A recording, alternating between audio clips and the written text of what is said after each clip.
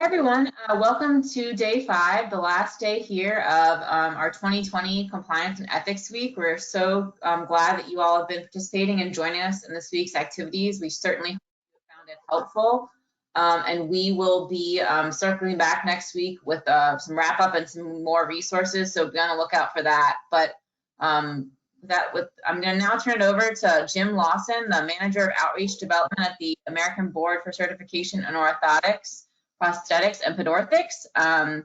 He is here today with us, and he speaks often on accreditation and certification at local, regional, and national conferences, as well as universities and pre-certification courses. So we are really lucky to have an expert here to give us all the tips on accreditation. So with that, I will turn it over to Jim. Jim, take it away. Thank you so much, Joy. I appreciate that, and I'm honored to be with our good friends from AOPA again, and thank you for inviting me. This is fantastic. Over the last couple of years, obviously, we all know we've had a big hiccup called COVID, and we've had a lot of meetings canceled, a lot of face-to-face opportunities to talk canceled or postponed. Some have been coming back, which is wonderful, but some are being very cautious, and we certainly understand that. And so I haven't had all the opportunities to speak to everyone. I think this is a great opportunity, even though we're not face-to-face, to go ahead and talk, and we will be face-to-face coming up in the near future. I have full confidence and full faith that we're going to be getting back on track soon. And so one of the things that Joy and AOPA has reached out to me and asked me to talk about are some of the issues that our surveyors find when they're doing accreditation surveys. Every 3 years we have to do accreditation, and so what I'm going to do is I'm just going to spend a little bit of time. I picked 4 or 5 topics. We're going to go ahead and touch on those and give you my input and to kind of tell you what some of the things we see. So let's go ahead and get started. So the first opportunity that we want to talk about is the very, very basic. When you're getting ready for your accreditation compliance survey, and by the way, accreditation survey is not just to make sure that you're compliant with all the standards. It's also really a best business practices. It's a great way to keep your business running well, to keep track of all the information in your business, to really show your best positive health care for your patients itself. So kind of an overall general statement. I kind of want to share that first. So not understanding the accreditation standards, that's number one. If you're accredited with ABC, this is in front of you, the Patient Care Facility Accreditation Guide. In this guide, if you have any questions whatsoever, this has a ton of information. ABC has 142 patient care facility accreditation standards. Okay, every single one of these standards is in this book. You can download the book from our website, and I'll give you a website a little bit later. We can send it to you, whatever you'd like to do. If you are working on compliance within your practice and your business, you definitely should have this. We also encourage other people in your practice to have it because everyone checks up on each other to make sure that everything is covered. Anyway, less than 150 standards. Chances are that not all of the standards apply to you. So when you send in your application, you want to be very specific about what products and services you provide, because if all 142 standards don't apply to your business, why focus on those? If it only 120 apply to your business, focus on those. Make sure you have those down. Don't worry about the other 22. This also has other good information. It has a lot of resources and tools in this book. So I encourage you to get that if you are accredited with ABC. And if you're not, it's still great information. It's really good information. So less than 150 standards available to you. The next issue that we seem to run about is, and this I'm going to spend a little bit of time on this, is incomplete patient charts. This is where we get really hammered on RAC audits, okay? And there was a period of time when RAC audits went away. They're back, and they will come back because we all know that when Medicare can say they're saving billions of dollars with these audits, they're not going to go away. So we want to make sure we are not the low-hanging fruit on the tree. We want to make sure we're not the appealing subject to go after. We want to make sure that we are clean as possible, and we do comply with all of the standards itself.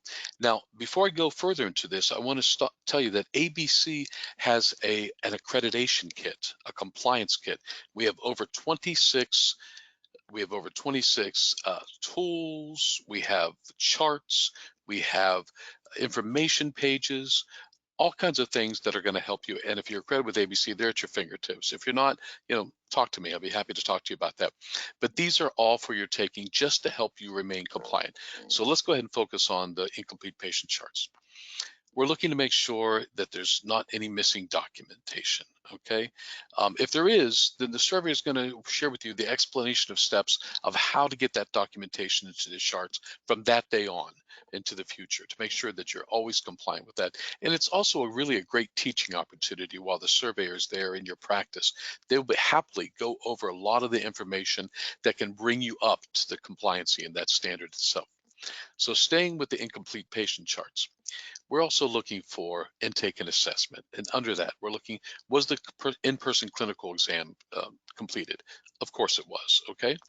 Did you have assessed the patient's needs and use? Did you confirm the accuracy of the prescription? Well, we know you're doing this every single day. And we know you're doing it. We have 100% faith that you're doing this. The question is, have you documented it? Have you successfully documented that you've confirmed the accuracy of the prescription itself?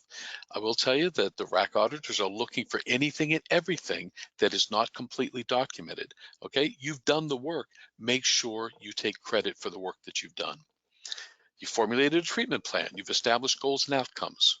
We want to make sure that all of that information is specifically in the patient's charts. So let's take a look at delivery and setup here. Sticking with the patient's charts, was delivery done in a timely manner? Well, if we were live and face-to-face, I would ask you in the audience, what's a timely manner? And generally when I do this, I'll get responses. I'll get responses. A timely manner is 2 weeks. A timely manner is 3 days. A timely manner is, well, I think we go back down to really the truth is, a timely manner is, what have you communicated with your patient? All right. If there's a backlog of components that you're not going to be able to receive, if you know there is an issue of such and such that is holding up getting this device to this patient, and then you share that with the patients. So if you know that there's going to be a backlog and it's going to take 3 weeks for this device, an orthotic device, to be presented to the patient itself, and you share that with the patient, well, that can be a timely manner because you're keeping that patient informed. You're communicating that information. But if you tell them it's going to take 3 days and it takes 3 weeks, well, obviously that's not a timely manner. If it's going to take a long time, maybe you're going to do something for the patient in the meantime to help them until the device is all prepared for them. So timely manner there. Was the item or services consistent with the prescription itself? Okay, so we want to document that as well. So proof of delivery. Here's one thing. I read an article, and it may have been in AOPA's publication, maybe 2.5 years ago. That something between 27 and 29% of all RAC audits were due to lack of proof of delivery. And if we can knock out 29% of RAC audits just because of something that we can control completely, I think we really need to be able to do that. And so this is coming straight from CMS. The last time I was working with them, sitting on a board and a panel here, we need to see the beneficiary's name. We need to, obviously, the delivery address, the date that it is being delivered. Okay. We also need sufficient detailed description of the item or items being delivered. We need the quantity delivered itself and the beneficiaries or signature of the designee. Okay, so we need that information, specific information on there. Okay. Also sticking with this, we need training and instruction with the incomplete patient charts. So were the instructions given to the patient or the caregiver? Okay, were they done? Was it given to them at time of delivery? Okay, we need documentation that they have seen it, signed it, received it, and dated. Okay, were the necessary supplies to attach, maintain, and clean it. How to adjust, use, maintain, clean, inspect, and report problems. I love this one. These are your patients. Hopefully they know you, whether you have gone to see them or they have come to see you. But have we documented that your patients know how to report issues to you? Have we documented that your patients know how to reach you after hours? What if there's an emergency? Are they able to reach you after hours? Has that information been given to them? Okay, so the big question is, has that documentation been given? And finishing up here with a follow-up. The follow-up was a provide follow-up consistent with the items or services. Did you review or make changes to the treatment plan? Well, the good thing about this is you are the experts, and everyone has had a patient that has worked very well and more rapidly than you anticipated, and you need to make change in that treatment plan. Well, that's fantastic. That's great. Or maybe the opposite, slower. If that's the case, you're the expert. You make those changes. That's why you're in business, to take care of these patients. But once again, we need to make sure that that document that has been documented, okay, that those changes have been documented itself. Did you review the recommended maintenance with the patient itself or the caregiver? And did you solicit feedback to determine the effectiveness? Okay, we want to make sure that that is in the patient's notes and the patient's chart itself. So one of the things, as I mentioned before, ABC has a compliance kit. And in that compliance kit, I mentioned there were 26 templates and guides and information charts. Well, here's one of them that we have for you. If you're accredited with ABC, at least once a year, you need to do a patient chart audit. Okay, a random patient chart audit. Now, I know practices that do it every quarter. I know practices that do it 4 times a year. I know practices that do it monthly. 4 times a year is every quarter, sorry. But with ABC, you're required to do it at least once a year. Here is one of the tools. You do random charts, pull random charts, you give this information. Everyone learns differently. I don't know how you learn. If you tell me I did something wrong, I'm going to do my best to correct it. But if you show me what I did wrong, I'm really going to correct it. I'm really going to do a good job with that, okay? So this is a template here. If I was doing my practice, I would pull out 20 charts. I'd go through each one of these charts and put down, is this information here? Do we have all this specific information? Are we good to go on the standards itself? And if there are things missing, put that down, mark it down. Pull out 2 months later, 3 months later, do another audit. And that list is going to get shorter and shorter and shorter every time, because you and your staff are going to be learning more and more how to be compliant with the standards to make sure that documentation and the patient's charts are complete. So moving on, missing or incomplete privileging information. So privileging itself. Okay, let's talk about privileging is. I know a lot of you use it, and ABC certainly allows that without a doubt. About 3 years ago, ABC's board of directors made a change that the only employees who are allowed to be privileged are people who are already credentialed. You must be credentialed to be privileged. And privilege is basically doing something beyond your scope of practice. Okay, doing something beyond your scope of practice. So let's take a look at that. Okay, so to have that done, we need a written objective criteria. This is the story that's being told. For example, if I'm your supervisor and you were working for me and you're credentialed, but you're not credentialed, and we want to do something beyond your scope of practice, we need to create this information saying exactly what have you done to be educated. I need the whole story of why you should be privileged. Okay, it's detailed information with that. We need to have the training. You need to have the training of what device, one device and one diagnosis that you are privileged in.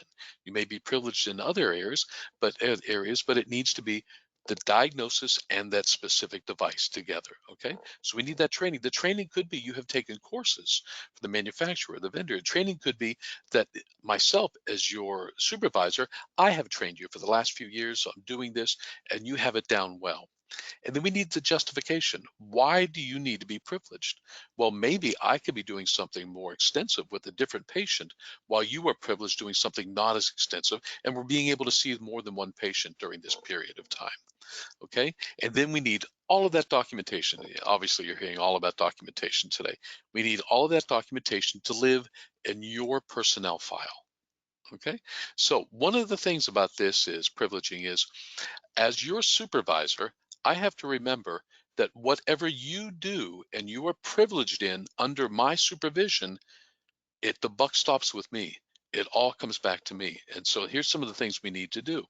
Here's some more of the tools that I told you about. We have instructions for establishing privileging criteria.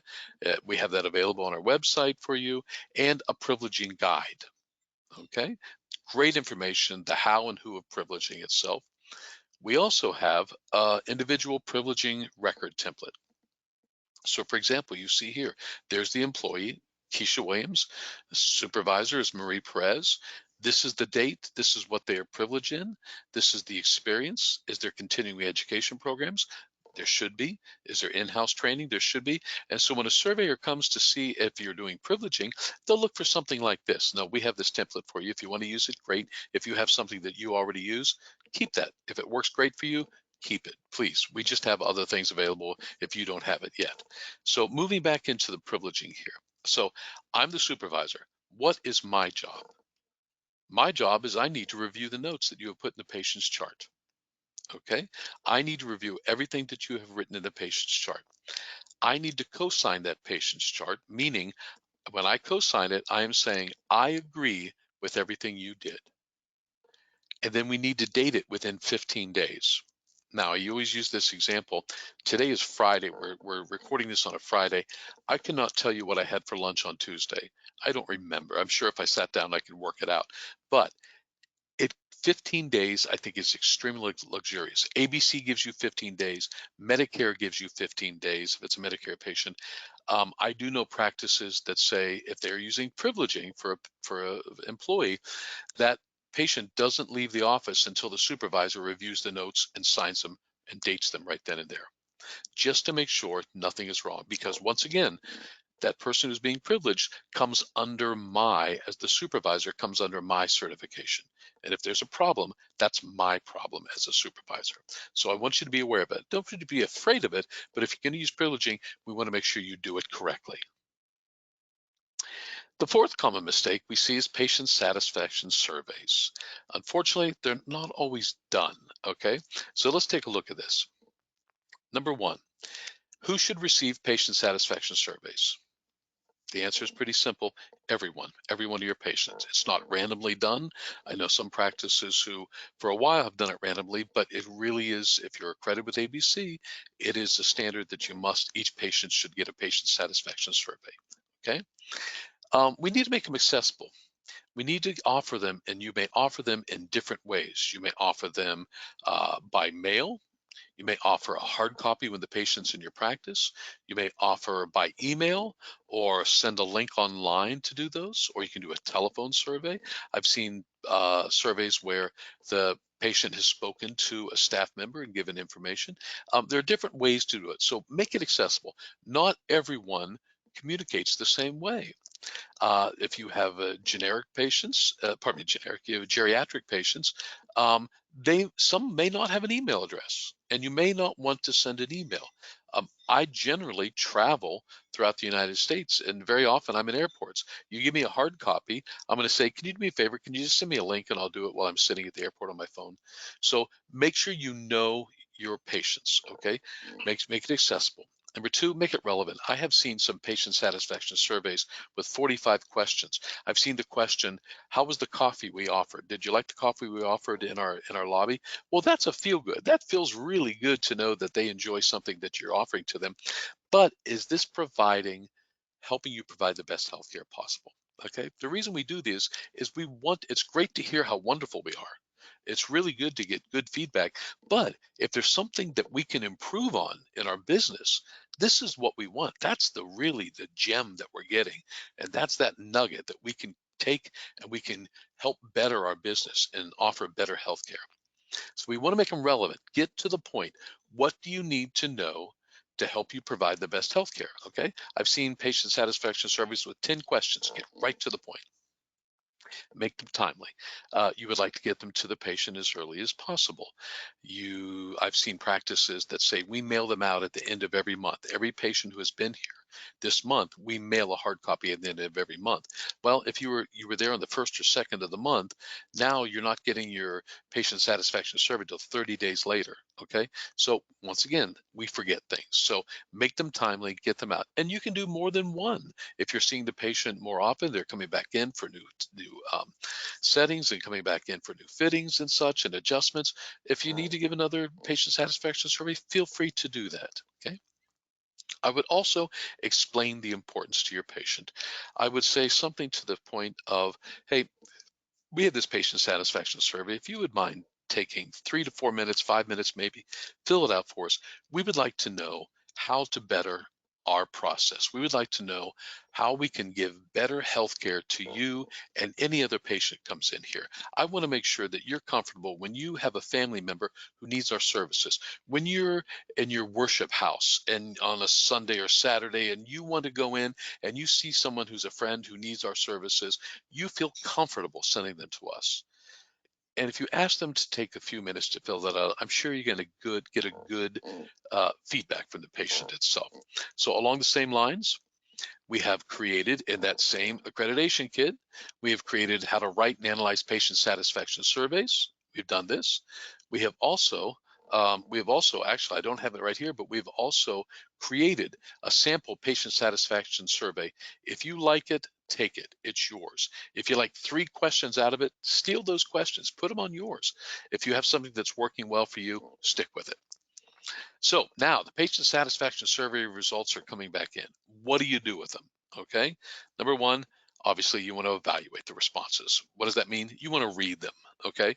Make sure make sure if someone's doing something for you, make sure you take the time to go ahead and read and take it seriously itself. With ABC for accreditation, if you're accredited with ABC and your practice is at least once a year, you need to create a report and an action plan at least once a year. Okay. The action plan can be a report can be something as simple as you're receiving this data from your patients. You can print out an Excel report saying this and this and this is the percentage we're receiving. This is the score we're getting. Da da da da da. An action plan can be something to. I use this example sometimes. We've heard from a handful of our patients that we're not returning phone calls in a timely manner. So we are going to now. Our action plan is to create a procedure saying that we will return every phone call by noon the next business day. Well, that's an action plan. If that's the action plan you're taking from your patient satisfaction survey results, then you can put that up in 2 paragraphs, and that's real simple to put. And I promise you that the surveyors will be looking for the results from your patient satisfaction surveys. What is that report and what is that action plan? It doesn't need to be unbelievably extensive. You can get in, get the information done, and boom, right to the point. I say rectify the issues. Everyone has patients that you probably will never be able to satisfy. That's okay. You want to listen to that patient, sincerely listen to them, let them know you understand what they're requesting, and let them also know if you're not able to give that, okay? They may not be happy with the answer, but they also may feel that they've been listened to. And that's extremely as important as a human being, especially the relationship you have with your patients. This is a great learning opportunity for your staff. You get the information back. This is also a marketing opportunity. It could very easily be. What does it take to take a 1-pager? You are getting fantastic results from your patient satisfaction surveys. Who would you like to hear that? Well, you would like to share that information with all of your referral sources, right? What's wrong with taking a 1-pager and creating it and doing either a hard copy mailing to maybe 100 other businesses or an email blast? And the cost of that is extremely low. And give out, this is what our patients are saying about us. 98% of our patients say they would come back to us and da da da da da da da. If you would like your patients to receive the gold standard of healthcare that we are providing, here we are. You never know, it could easily work. Moving on to, we also created the guide to patient satisfaction trends. That is another one of the tools that is yours if you're accredited with ABC. And then our last comment we're going to talk about is the policy procedure manual. Now, I know all of you have a policy and procedure manual. This is the living, breathing Bible of how your business works. I don't care if you're an O&P practice or mastectomy clinic or a mastectomy practice or a CPED practice or a shoe fitter, therapeutic shoe fitter. I don't care if you own McDonald's hamburger joint, okay? Everyone has a policy and procedure manual. You can call those policy and procedure manuals, you can call them employee handbooks, whatever it is, but this is the living and breathing Bible of your business itself. It needs to be accessible to all staff, okay? Whether it's a hard copy or an electronic version, everyone in the staff needs to have access to it. This is where you're going to make all the changes that you receive, that your action plan from your patient satisfaction, right? It's a living, breathing document. We need to keep it current. I will guarantee you right now that ABC surveyors, when they come to you do your survey every 3 years, they will make sure that this has been updated and documented at least once a year. Okay, we need to do an annual review. They will go ahead and take a look at this. And whoops, pardon me. And so this is something you need to keep updated. You need to have access to all of your staff and everyone from there on. Okay, now, Joy, I'm going to ask you back in. I think this is a time that if there are any questions, I'd be very happy to respond to them. If they're not, that means either I put everyone to sleep or we've done a good job. One or the No, other. I don't think anyone's asleep, Jim. I don't think you do not have the power to do that. You are too engaging. What question has come through already? Does ABC have any recommendations about how you tackle that annual policy and procedures review from a perspective of time of year, who you involve in that? Any guidelines or guidance on that? Well, I think if I was going through this, I would go through the timing of when was your first accreditation survey. If it was in October, then I would go back to October, every October, and update. You're going to be updating as you go through the year, okay? And then I think I would set a time in October, set a day, and put it on my calendar, put it on my schedule that I am now going to spend this afternoon in reviewing the policy and procedure manual or the employee handbook, whichever it may be. Go through, see what changes have been made. Go ahead and check that. Are more changes needed? And if no changes have been made, then that's fine also. That's no problem whatsoever. But it needs to be documented that it has been reviewed and it has been reviewed on this date and no changes were necessary. Or we changed 3 things in the policy and procedure manual. These are those 3 things. I will tell you that if when the surveyor comes to check on that, they will happily go, oh, great, you made these 3 changes. You have that set aside for me. They'll review that. Then they'll go through the book and see what those changes are and go from there. And like I said, it could be a hard copy or an electronic version. Either one is perfectly fine. Okay, great. Thank you. We'll give it one more second. Again, if anybody has any questions, you can pop those in the questions field. We have about a few more minutes and we can answer those. Certainly. And Joy, let me go ahead and go to the next slide. Here's my contact information. If 2 days from now you go, oh, wait a second, what was he talking about? Or I have a question, don't hesitate to email me. You can call me. I do travel a good bit, but I can respond to that 24 hours a day. So email is probably the best way to do it, but there's my phone number also, just in case anyone comes up. I know I sit in webinars all the time. And later on, I think, oh yeah, I have an idea. And if I don't have the contact information, I just let it ride. So please feel free to reach out to me. Thank you, Jim. And I'm not seeing any more questions. I think we can sign off. And I hope that want to thank Jim again for a great presentation and his time today, and thank everyone else for attending. Hope everyone has a lovely weekend. If you're somewhere where it's going to snow, stay warm. If you're somewhere where it's warm, you're very lucky. And we will talk to everybody soon. All right. Thanks so much, everybody. Have a good weekend. Thank you. Bye-bye.